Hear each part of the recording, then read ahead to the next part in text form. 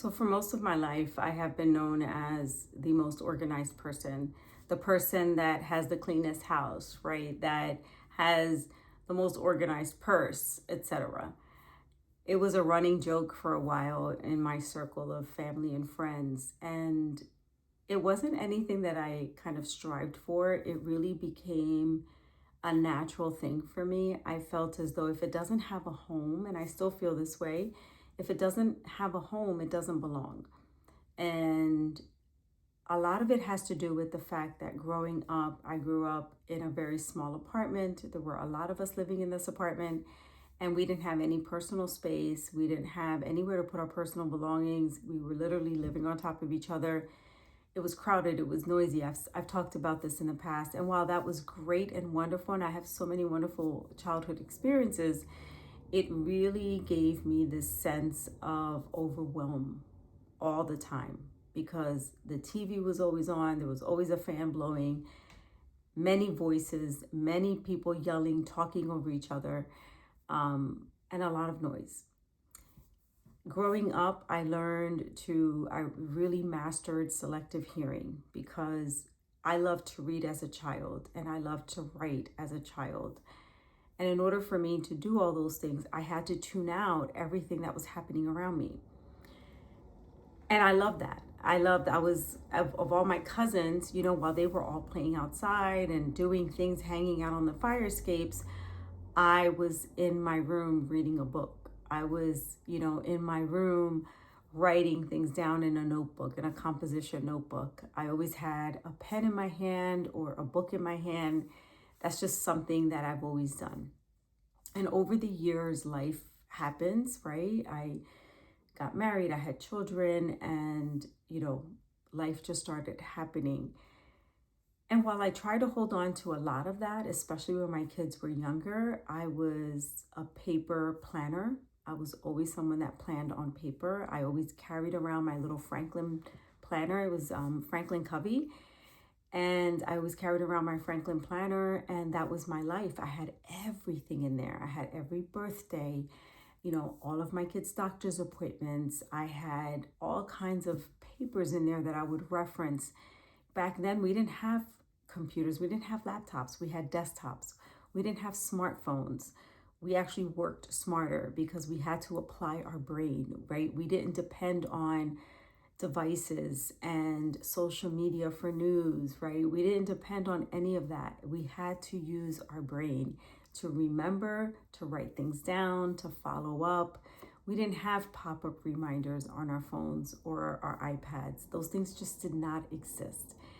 And I feel those were probably the strongest mental days of my life because when all things were chaotic and crazy, all I had to do was open up my planner, flip a couple of pages and go, oh, wait, my daughter has a doctor's appointment this day. I have this meeting this day. Let me swap some things around.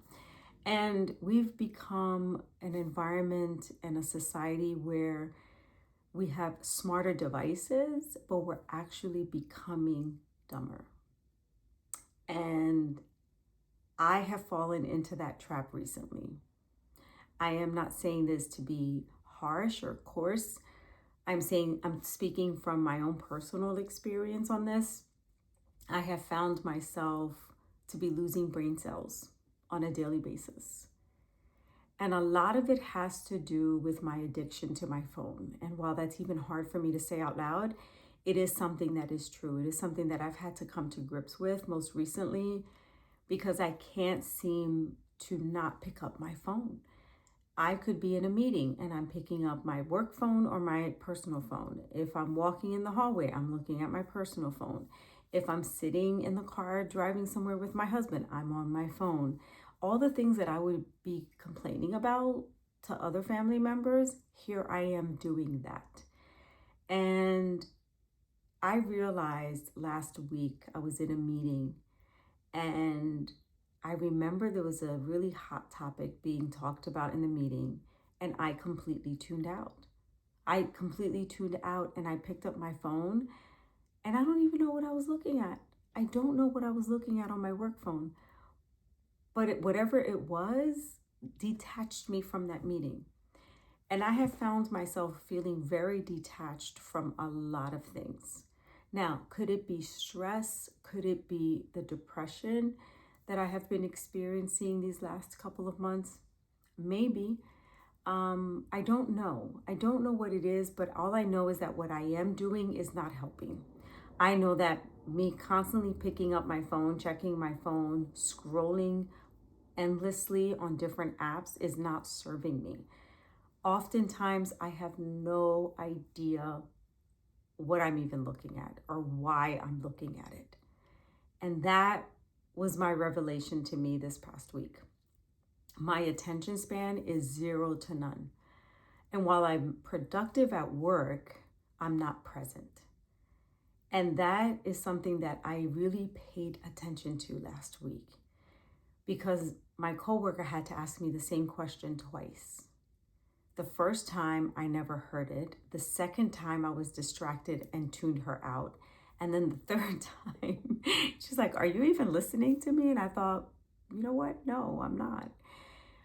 But I had to check myself in that moment because I realized, am I not only listening to her? I'm not listening to anybody. I'm not listening to anyone because all I'm doing is I have my head down and I'm aimlessly scrolling. For what? I don't know. So I have decided that I need to go back to when times were slower but more efficient, to when I was performing my best and also when I was present, right? And what were those days? Those were the days prior to smartphones. Those were the days probably to us becoming addicted to our devices or technology as a whole. You know, we put reminders on our phones and all we do is dismiss them and move on to the next thing because our attention span does not allow us to focus on that. And then we're surprised when we're late, right? We have all these smart devices, but people are constantly rushing. There's more people rushing today than ever. And we still have a lot of things to help us with that, but none of it is helping. Why? Because we become immune to those rings and dings. We become immune to the pop-ups on our screens. We're used to it. We're actually getting a dopamine effect from it.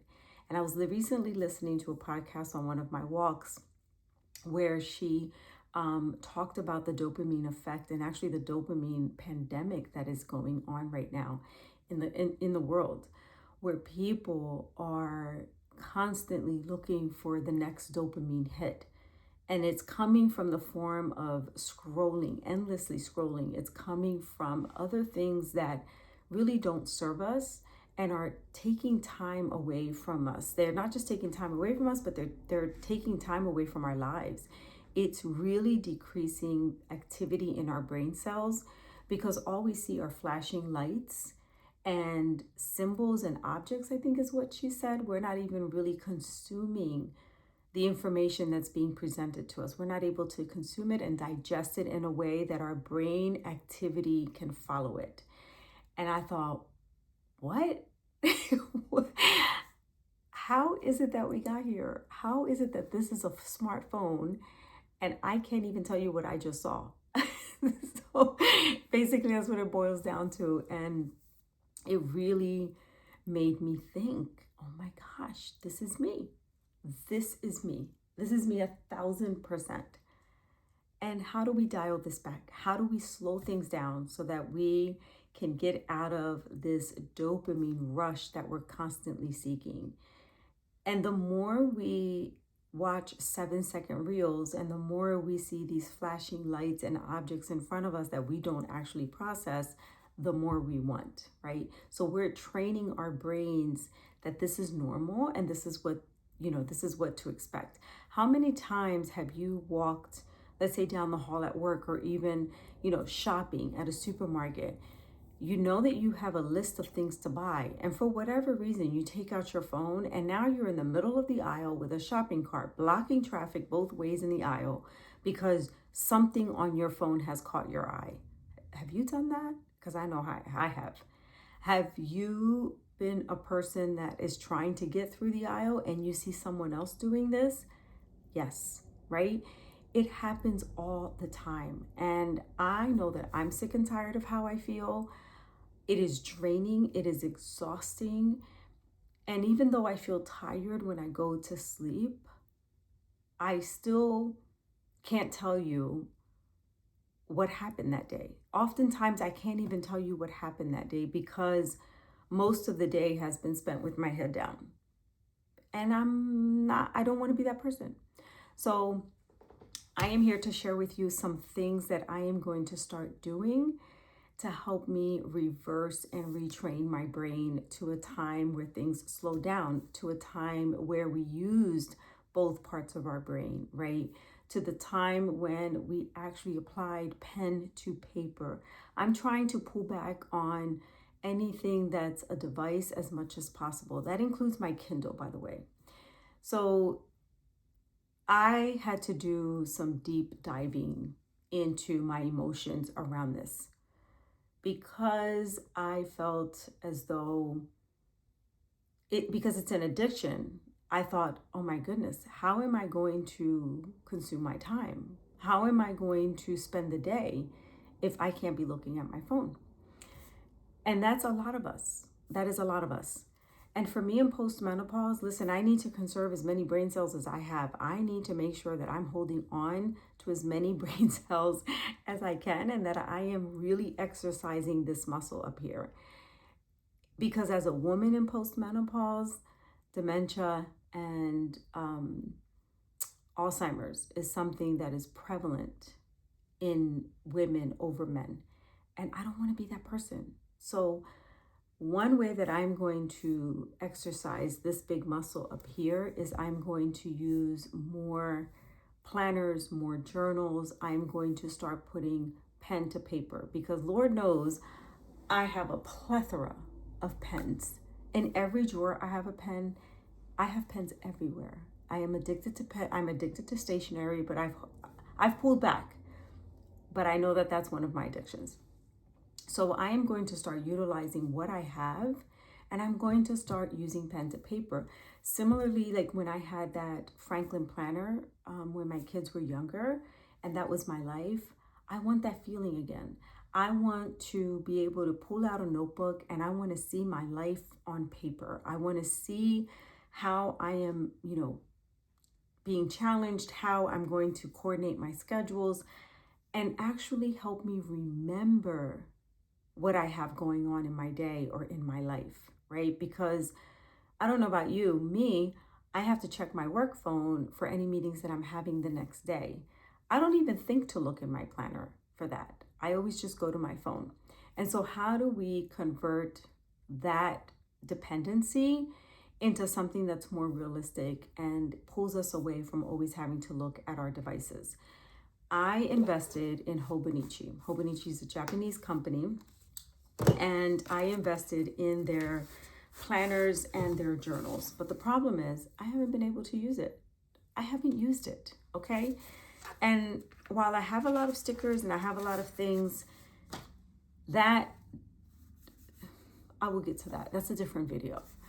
I need to start using this planner for what it is, okay? It's a small compact planner. I don't know if I'm going to love it because I haven't really used it as much. I'm going to give this an effort.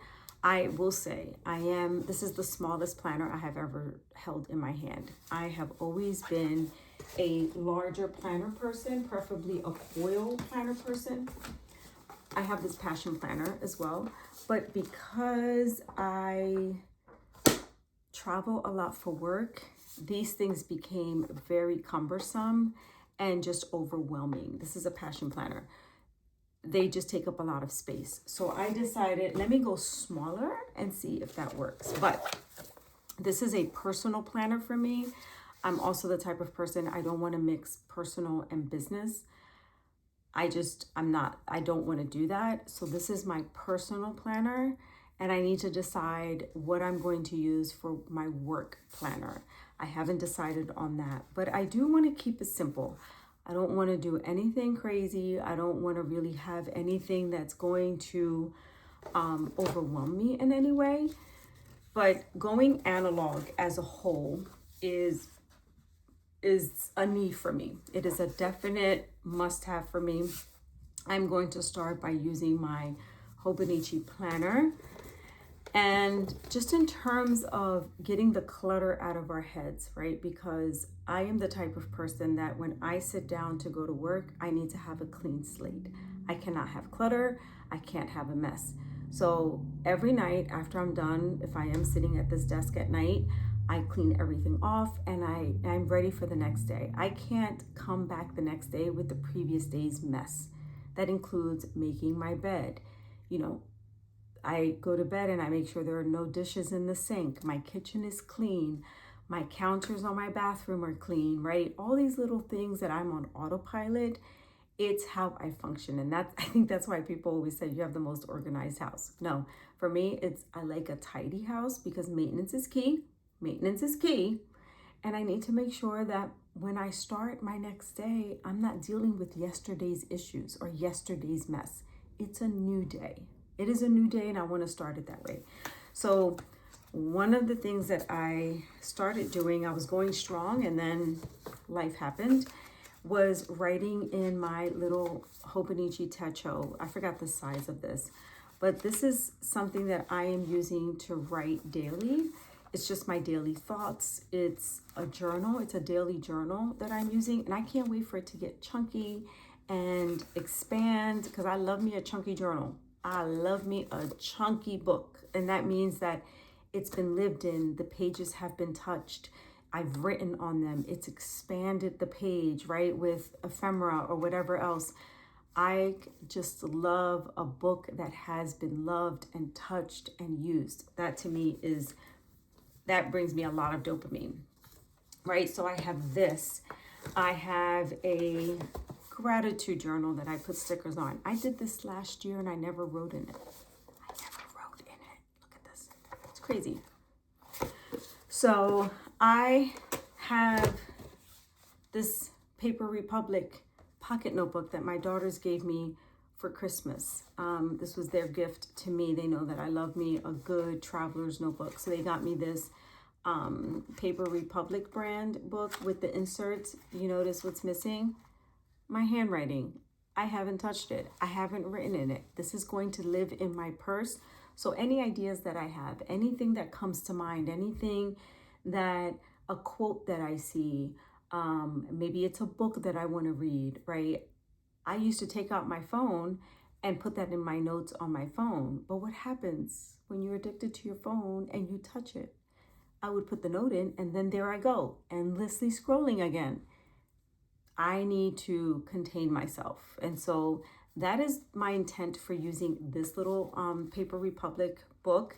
It has different types of inserts. There's dot, plain, there's dot, blank, and lined pages. They got me 3 different notebooks, 3 or 4.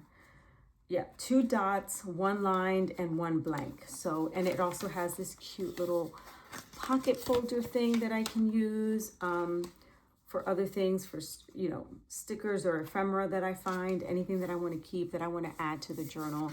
It has these little pocket folders here. So this is going to stay in my purse. And instead of using my notes app on my phone, I will be writing it down. My goal overall is to not pick up my phone and depend on my phone for every single thing.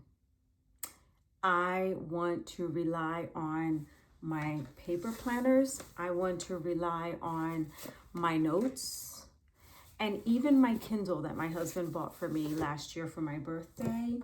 I am not going to use my Kindle because that is also digital and I love the feel of turning a page. So this is the book that I started reading in January. Do you want to know what page I'm on? I'll tell you what page I'm on. Because it is March, almost April. I am on page 17. I'm on page 17. No mas. This is the book that I'm reading. I'm going to hold this book in my hand at bed before bedtime, and I'm going to dedicate to read 1 chapter of this book a night. Most likely it'll be more than 1 chapter, but I'm going to start reading again. Something else that I've wanted to do is do brain dumps. I used to do this all the time, especially when my kids were little, because I had so much in my head, and so many moving parts and different activities and different functions and different birthdays, right? Life was just extremely busy then. How did I manage that? I remember sitting at our kitchen table on a Sunday night when the kids would go to bed, and I would do a brain dump. I would do a brain dump of everything that was going on and happening that week. And I just grabbed a one subject notebook out of my little collection here, out of my stash. And I thought, you know what? I'm going to go back to this. I'm going to go back to old school, and I'm just going to sit here and use one of my 3,000 stationary pens and start writing. Start writing everything that's in my head, putting it on paper. I will take what's on paper, and then I will compartmentalize it into different categories or groups. And once I have them in their categories or groups, I will then take them and drill down even more and say, okay, which ones are the priority? The ultimate goal for a brain dump is not really to create more work. It really is to create more space, to create less clutter in your brain, because it's just taking up space. It really is just consuming you, because you feel you're storing it away somewhere in your brain, and you're hoping that when you need it, it can come back and you're okay. And oftentimes it just keeps getting buried even deeper. And we have that moment where somebody says, oh, remember when I told you that tomorrow's the day? And you go, oh my God, yes, I do remember, but I forgot to write it down, right? How many times have we said that? So I am going back old school. I am going and touching my inner 20-year-old Lissette, and I am going to put pen to paper. I am going to make it an active practice to really slow things down. And if I can't write it, people are going to have to give me a minute until I get a piece of paper out. If I don't have a piece of paper or a pen readily available, I'm going to tell them, just give me a second, right? Even if you're on the phone with customer service sometimes and you need a confirmation number, what do they ask you? They ask you, are you ready? Are you ready for the confirmation number, right? Or are you ready for the phone number? Or are you ready for the date? That means, do you have a pen and paper in your hand, right? That means, do you have something available to you that you can jot it down so that you can remember? And for me, that's going to be in the form of a pen and a paper and or a planner. I'm going to be honest. This is my personal planner. I am still going to need something for work, but it can't be cumbersome and it can't be heavy. And I say that because I travel for work, and that adds weight to my backpack or to my suitcase, and I do carry on. So I don't know if I really want to go that route. I need to sit on this for a minute and see where I go. Something else that I have done in the month of March, and I didn't plan this, but it's worked out perfectly. I have had a no spend March. That means that I have not bought a single thing on Amazon. Nope. I have not gone to a single store or bought anything in the entire month of March. And that's also because I've gotten away from creating a budget for my husband and I. And the amount of money that we have spent over the last 4 or 5 months, it's ridiculous. I can't even tell you what we spent it on. That's the crazier part. So my husband and I had a conversation a couple of weeks ago, and we had to really hunker down and say, okay, we need to stop this. All of this needs to stop. So we're blessed to be fortunate and able to, right? We're financially able to do that, but we shouldn't have to. And in the way the economy is today, with the way the job market is today, we need to be a little bit more mindful. And so I want to go back to our days of budgeting and our days of really knowing where every dollar went. That's important to me. So that's part 2. But for now, I wanted to share with you my analog era. So I know that in my first video of my 75 medium challenge, I said that I would bring you weekly vlogs. And while I would try to do that, knowing my personal situation and relationship with my phone, I don't know if I will be bringing a weekly vlog right this minute. And I say that because I need to use my phone to record everything. And if I take my phone out, it's going to lead me down a different path. And you may say, you're a grown woman. You really shouldn't have such a hard time. You need better self-discipline. You need better self-control. But I will ask you and I will challenge you to see how often you pick up your phone endlessly and for no reason at all, for no significant reason. Why are you picking up your phone, right? It's easy to say things like you need to have more self-control, you need to be more disciplined. Coming from an extremely disciplined person, coming from someone who is extremely organized, I am the last person that you would think would be addicted to their phone and addicted to scrolling. Me. I would be the last person. If you knew me, you wouldn't even think that about me. But here I am. And you know what? Sharing is caring. And I want to be transparent with all of you. So this is my message for today. I just wanted to share with you where I am in my headspace, in my physical space, and what my goals are moving forward. I can't wait to bring you an update on how everything is going.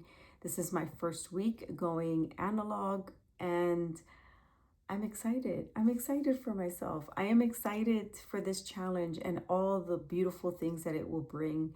I am going to challenge myself to journal every single day. No matter what time of the night it is, I'm going to spend 15 minutes at this table and I'm going to decompress by putting pen to paper. And I'm excited for myself for that. I will share more next week in my video when I upload it over the weekend. I can't wait to bring you guys up to speed on the progress that I've made or that I haven't made. I don't know. I'm going to give it my all. I can't wait to share it with all of you. Thank you for being here. Thank you for watching. And until the next one, adios.